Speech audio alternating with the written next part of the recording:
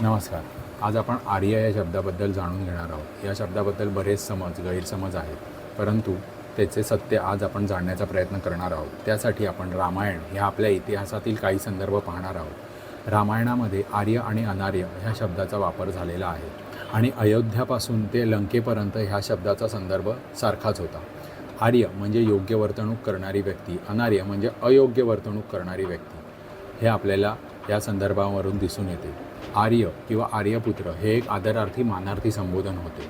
रावणाच्या मंदोदरीसहित सर्व राण्या त्याला आर्यपुत्र असे म्हणत असत. इतकेच नाही तर लंकेतसुद्धा आर्यपुत्र हे एक आदरार्थी संबोधन म्हणून वापरले जात असे. सुग्रीवाची पत्नी तारा ही सुग्रीवाला आर्यपुत्र म्हणत असे.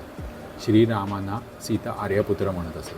अनार्य ह्याचा अर्थ अयोग्य वर्तणूक करणारी व्यक्ती.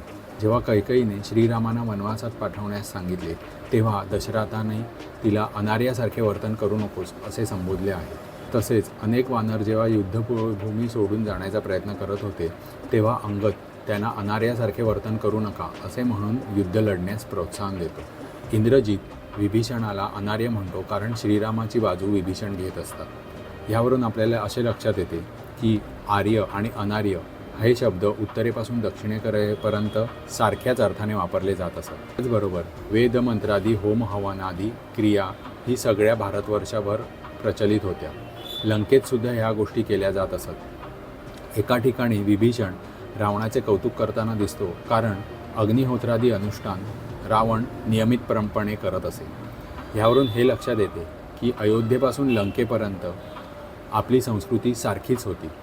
माहिती तुम्हाला आवडली असेल तर लाईक करा, शेअर करा, सबस्क्राईब करा. धन्यवाद.